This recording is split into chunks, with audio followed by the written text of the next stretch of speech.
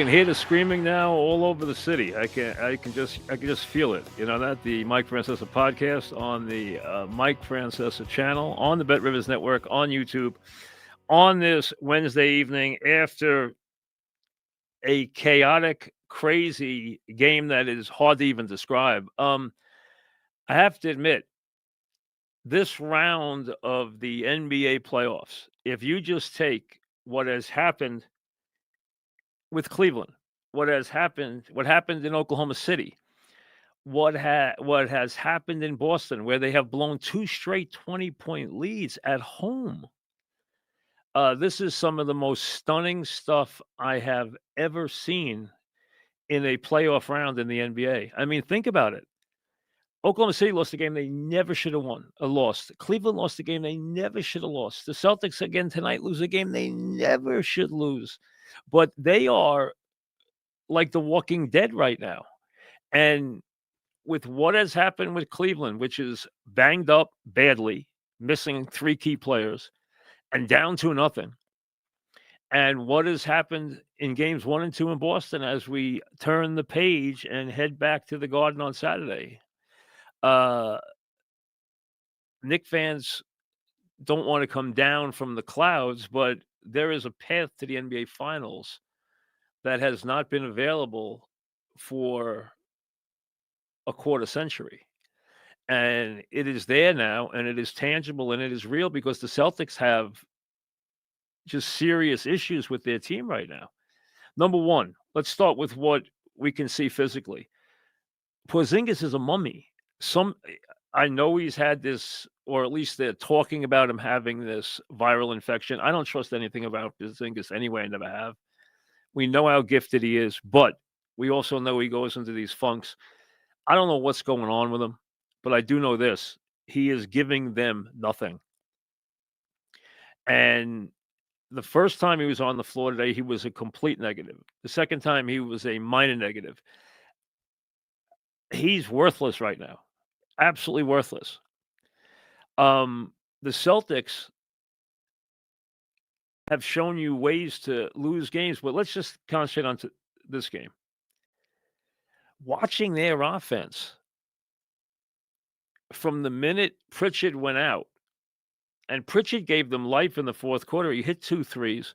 And frankly, they should have put him back in the game because he was one of the few people on the Celtic offense who actually seemed to have a modicum of confidence with the basketball. You see their 2 big players with absolutely no confidence right now. Tatum had a wide open 3 in the corner and triple clutched on it. What he was doing with the ball on the last play, I have no idea. And of course, Bridges came to life. And I've told you throughout that if the Knicks are going to raise their game to a certain level, Bridges is going to have to be an incredible part of it. He has not shot the ball well in the 2 games, but he has come to life. His defense and what he gave you late in the last game, and then his heroic performance tonight, again with the defense, which is always there. The subtle plays, which are always there. The last play of the game, which was there again. And, of course, his flurry in the fourth quarter, where he just carried the team. Give Harder credit because on a night where the Knicks had nothing offensively, he kept them in the game for long periods of time. Towns didn't do anything late, but kept them in the game for long periods of time. Got a lot out of Robinson. Really, a lot out of Robinson. 6 points, 8 rebounds, and defense in 22 minutes. Active. Provides a lot on the floor. I know what I would do if I were the Knicks is I would try to get him confident enough to where you can leave him on the floor and let him go to the foul line. If he can make 50%, they'll back off. I would try to let him back off that. I think it's a fallback position for the Celtics anyway, which is not a positive.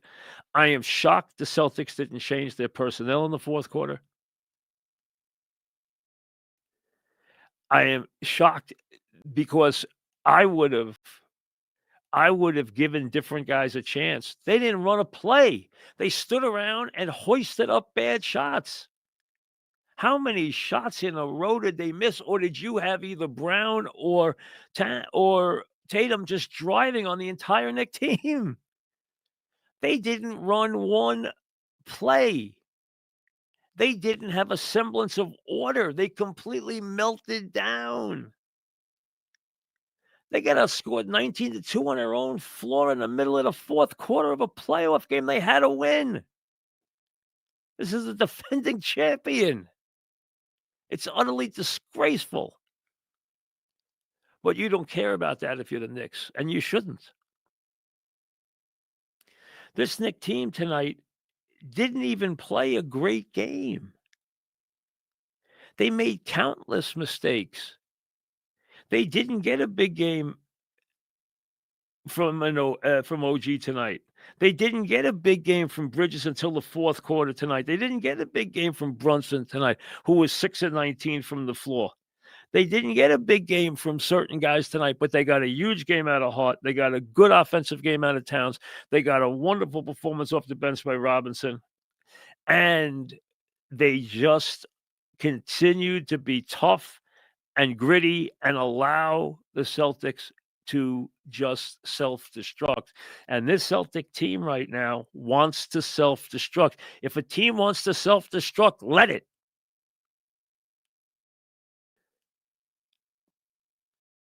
Last night, you saw Cleveland just come apart at the seams. And I like Kelly Atkinson. I've known him a very long time.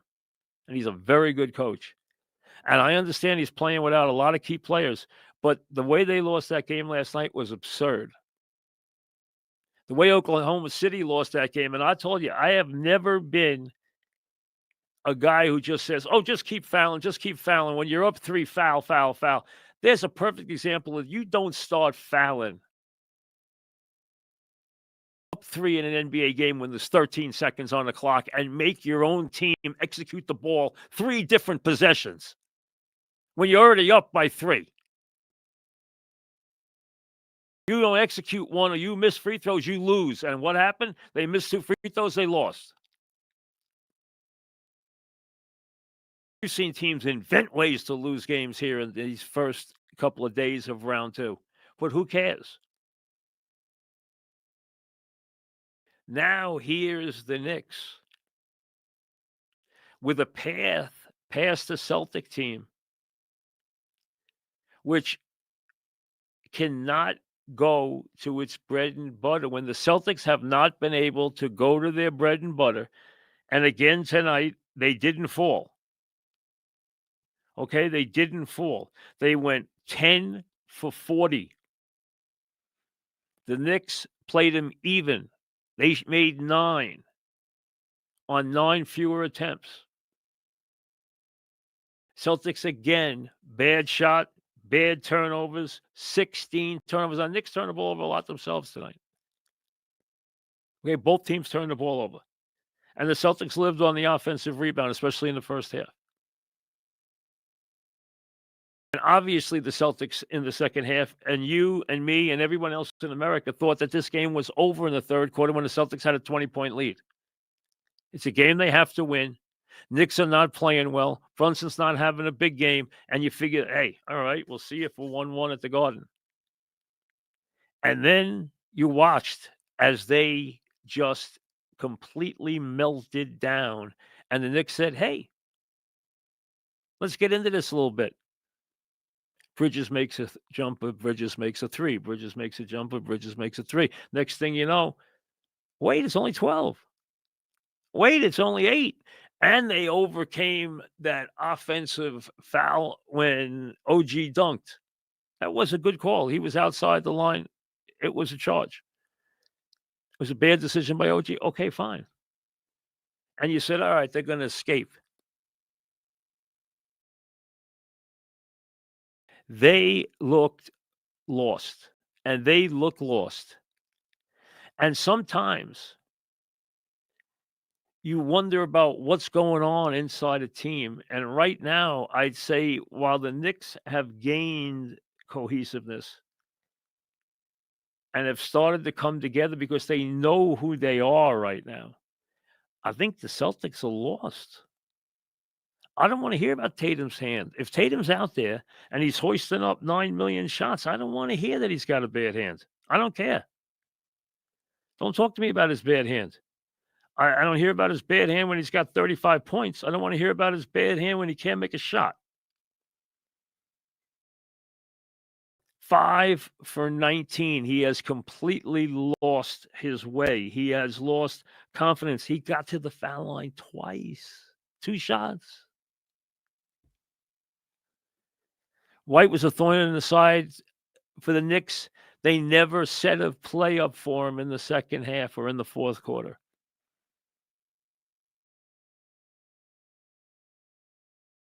Horford does not give them what they need if they need size and anybody who's gonna get a big rebound, keep somebody off the offensive glass, play somebody in the post. They can't do that stuff. It's not who he is.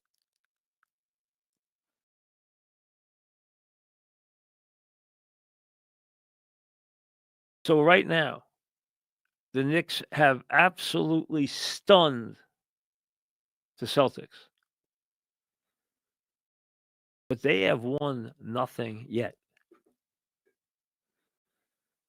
Yes, they've won its first 2 games on the road. Yes, they have. They played well on the road, just like I told you they were gonna play well on the road in Detroit. I didn't think they'd win 2 games in Boston, not a chance in the world did I think that. I thought they could win game 1. I never thought they'd win tonight. Never.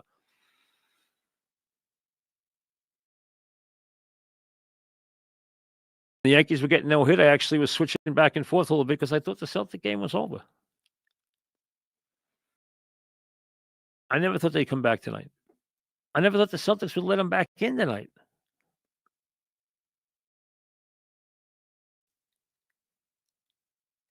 And now they have to go now. The Celtics have issues right now. There's no question. And sometimes a year after a championships, it's very hard to get things done. And you can be a little self-satisfied the year after a championship also. So you wonder, and I do wonder, how deep Tatum and Brown are gonna dig. I do wonder. If I'm them, I'm not counting on anything from Porzingis.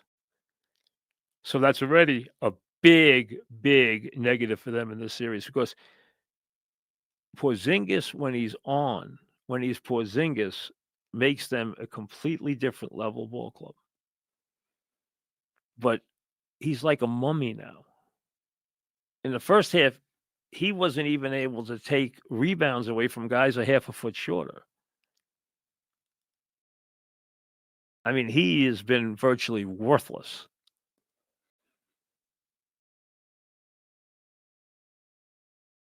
And hey, their bench sat there and said, my guys are champions. They'll go out there, they'll hit a 3, they'll go out there and they'll make a shot. Or Tatum and Brown will take over and do it. So they didn't do anything. They didn't coach him.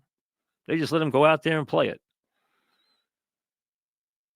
And you wound up watching what you watched, them completely melt down play after play and get outscored 30-17 and actually go gaps where they missed 10, 11 shots in a row in the fourth quarter. And give the Knicks credit for that defensively. Give the Knicks credit for that.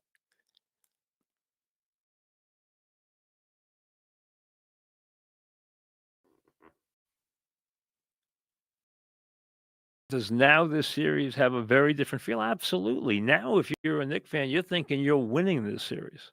And why not? It's there on a platter. Take it. But it's not automatically going to be easy to take. And if you want to take it, you go out and win game 3. You don't give the Celtics life here. You don't give them any life in game 3. Any. Absolutely nothing. Because if you do, you'll regret it. That Saturday game will be the biggest game the Knicks have played here in a very, very, and underline very long time. Because there's a path now. And the Cleveland Cavaliers, I don't know what's happening, what's going to happen to them. They had a great season. But when you lose 3 key guys, you get stunned the way they got stung. See what happens there. I don't think they can make it back unless these guys are coming back, and I don't know that they are. So we'll see how that works out. So this is an absolutely stunning night. It reshapes the entire playoffs from a Knicks perspective. But don't celebrate yet. There's still a lot of work to do. And the Knicks have proved that they can get beat in their building. We know that. Now, I don't know if the Celtics are going to look like the Celtics. They sure haven't these first 2 games. And we know their bread and butter, what it is. And right now, they can't pull the trigger and make a 3. They look like they have 0 confidence and they are running nothing. Absolutely nothing. I would have gone back to Pritchard in the 4th quarter because he actually now he came up and took a couple of long bombs after he made the 2. I understand that, and that's probably what got him yanked, but he made 3 threes, and he's got a very confident stroke, and I would have put him back in the game and given him a chance to make a big basket because he would not be afraid to make a big basket. And they never did anything in terms of any adjustments or move the ball or did anything that made sense to get an offensive possession that they could live with. Because one offensive possession could have stopped the train there in the 4th quarter, and they couldn't do it.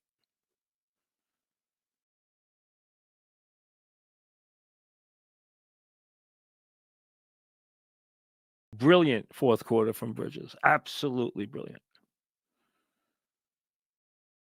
And now this run has a whole different feel to it. Did I think the Knicks would beat the Celtics for the series? I did not. Nobody, very few people did. Some Knicks fans did, but other than that, let's be honest, not a lot of people did. I did not realize that Porzingis was going to be a 0. I had no idea he was going to be like this. And that is a huge factor.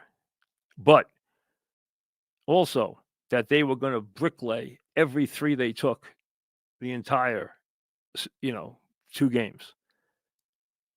15 for 60, 10 for 40. Do the math. It's 25 for 100 in the first 2 games. 25 for 100. Sprinkle in terrible 4th quarter play. Sprinkle in no Porzingis. Sprinkle in all those turnovers. And what do you have? You have 2 defeats and 2 huge leads at home blown.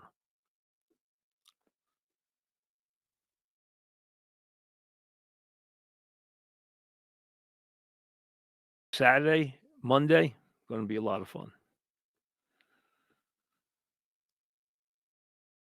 I know the Knicks fan now who is so hungry to get past this round and is so hungry to play in an NBA Finals.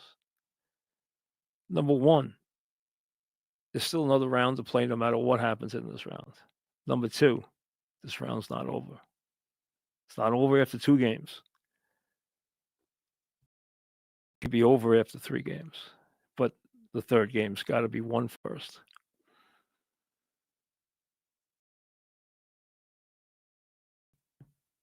Stunning. Unfathomable almost. strange game? Absolutely. Head shaking fourth quarter play in these games? Absolutely. But you know what? Just like the Pacers took the 2 games, put them in their pocket, and left town, Knicks, put these 2 games in your pocket and get out of town as fast as you can.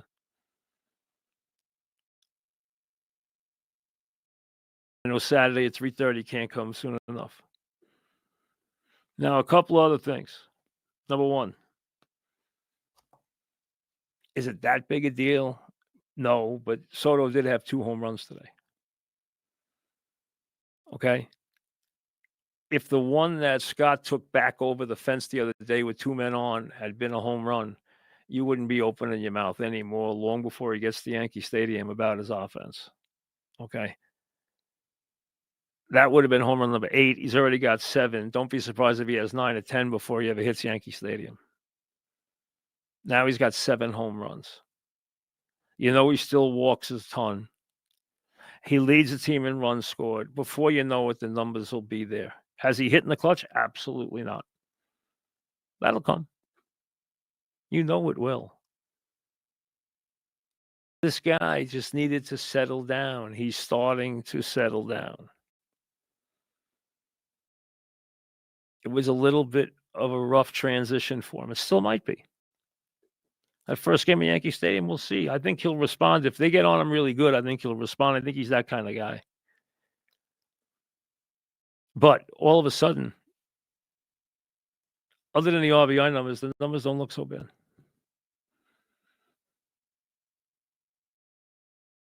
And like I said, if that ball the other night, which was out of the ballpark, wasn't brought back over the fence, how would the numbers look? Fried continues to pitch brilliantly for the Yankees. Absolutely brilliantly. I mean, the guy's been everything you could hope for and more. He really has. He's been absolutely incredibly consistent, incredibly efficient in every way. He's been everything. I know they're going to extra innings right now. He's been everything you could hope for.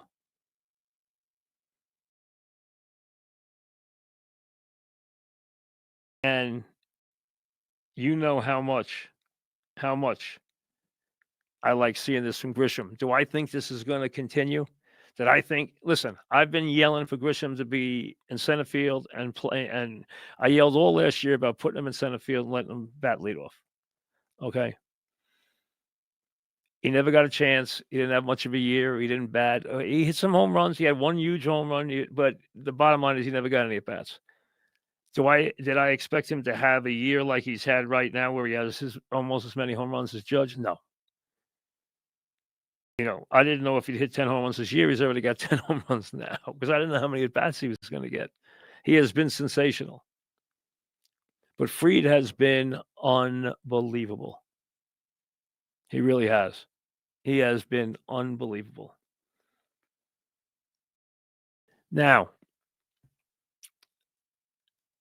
a little bit, because I've had a lot of people comment to me about this. Am I surprised Sovereignty's not going to the Preakness? No. Remember, first of all, I have followed Bill Mott for many years. Number 2, I know Bill Mott. He trains the few horses I have. He trains.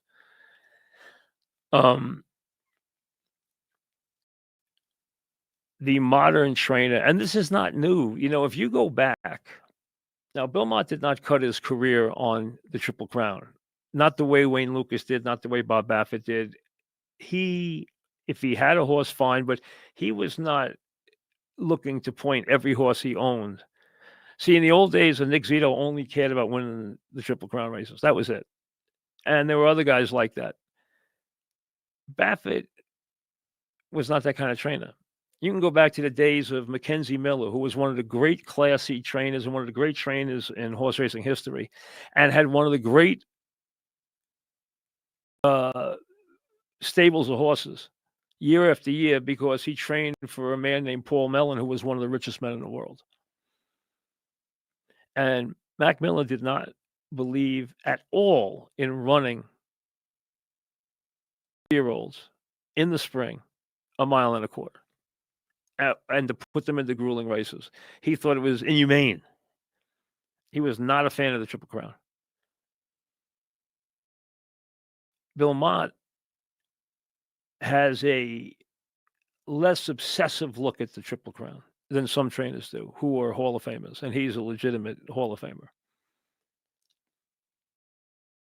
It is no secret that the modern thoroughbred has been bred to be less tough, to be a horse that's basically, they breed speed to speed for speed. That's all they care about. They didn't try to put distance in the horses. They don't try to put toughness in the horses. They don't. So the breed has gotten, in terms of, it's gotten more fragile. And also, the modern trainer has trained horses far differently. If you have a grade 1 horse in anything but the Triple Crown, that horse will put anywhere from 4 to 8 weeks in between his races. That is normal. That's not unusual. That is normal racing fare. That is the way these trainers train. So when you ask them to run a horse 3 times in 5 weeks, they find it offensive. And if you look, the horses that have danced every dance in recent years haven't competed well afterwards. This horse is trained by a legendary trainer in Bill Mott. This horse is owned by a man who probably has the best racing stable now in the world, in Godolphin. To him, he always wanted to win the Derby.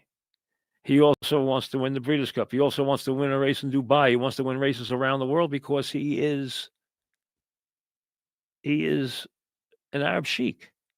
He has a different perspective than a guy who's in America. The world is his oyster. He wants to race his horse all over the world, but he wanted to win the Derby. Everyone always wants to win the Derby. But the only way the Triple Crown will now survive is if they space the races out. Because that's the only way you will get horses to compete in all 3.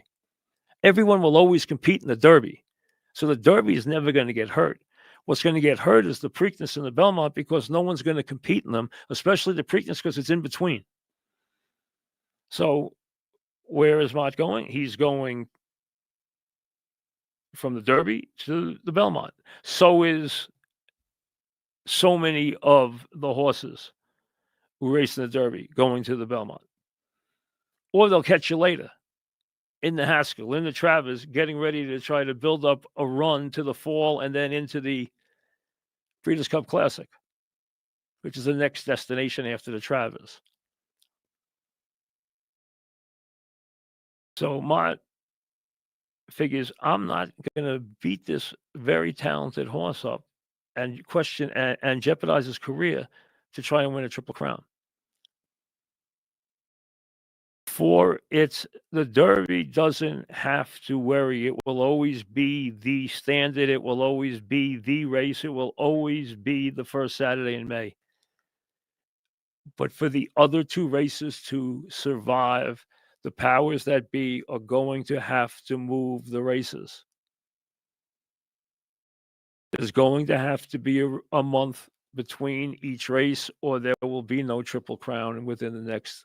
There really is no Triple Crown now, because if you have the winner of the Derby not going to the Preakness when he doesn't have an injury, then what do you have? You have no Triple Crown. And you have these trainers telling you for years now that they will not, and people who are serious owners, meaning serious owners are guys who have a lot of horses. The outfits that have a lot of horses. Now, most of these horses are syndicated. There are very few. There's guys who have a rich horse band, like Mike Rapoli has now. He's put a lot of money into racing. But most of these groups are fractionalized. They're horses. They're syndicates. Okay, they're all racing syndicates. There are very few standalone owners now. Very few. There's a couple, but very few. All these horses are owned in partnerships now. Now, that's the business. And the business is to accentuate the breeding, but it's also to accentuate these other big races that weren't part of the landscape years ago. The Breeders' Cup Classic was not that big a deal. It wasn't there 30 years ago. Well, it's been there now. Mike Leadus and Trader, who guys I knew very well, started it now 30 years ago with John Nehrude.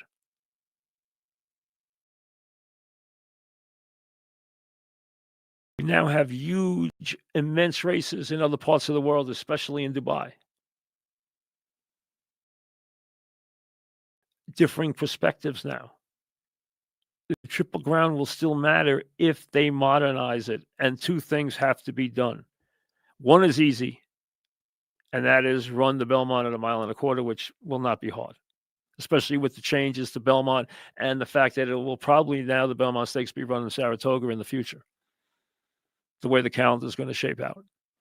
Because I think there's a point now that you will have a possibility would be the Derby the first week in May, the Preakness the first Saturday in June, and then the Belmont on the 4th of July weekend, or the 4th of July Saturday. That could be the way this works out. If they don't, they will cease to exist in terms of any importance. See, the Derby is not going to get hurt here because it's the Derby. It stands alone. It doesn't need the Preakness and the Belmont. The Preakness and the Belmont need the Derby winner to justify their existence. As you will see by the TV rating next week, without the Derby winner in it, it will get destroyed. A normal year at Belmont, if you had a non-Triple Crown Belmont, you got 50, 60,000. If you had a Belmont Story and a Triple Crown Quest, you had 110 or 120 if it was a nice day. That's the difference. But they have got to modernize the schedule to meet modern training methods. If they don't, they're going to be banging their head against the wall and they can't win. Because guys like Mott, guys like Fletcher, guys like Chad Brown, go down the list, are not going to care. They're just going to skip the race.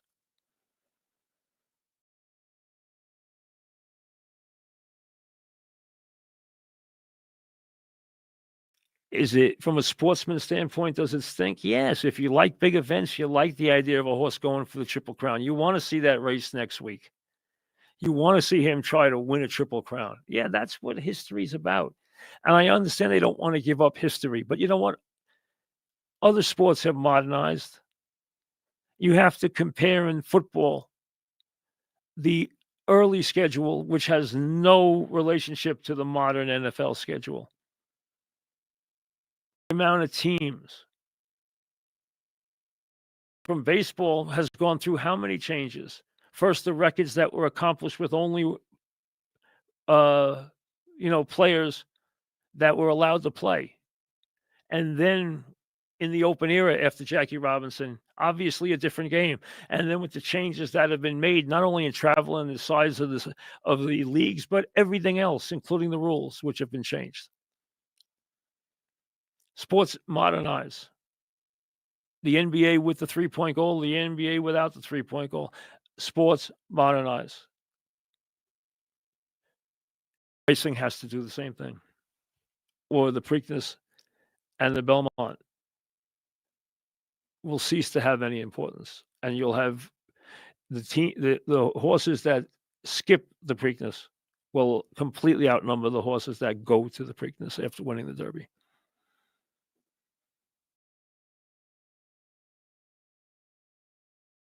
Some nights when you do this, especially for someone who's spent his life dealing with big events and being on the radio after big events and feeling the pulse of this town, you can almost feel the heartbeat of the city on certain nights. And tonight, you can just feel it pulsating. You can just feel the buzz. You can almost see the smiles from Amagansett all the way to Whitestone.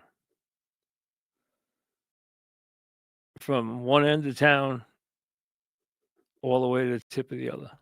You can almost just sense it. Now, this could be a very special year. The door has been opened. Give the Knicks credit for their tenacity. Who cares how much of this was Celtics awful play and Knicks good play? Doesn't matter. What matters is the final score. And now the Knicks are up 2-0 as they come back to the Garden to play 2 games. That's stunning. That's what'll have this city just absolutely jumping out of its shoes for the next couple of days. We'll see you later.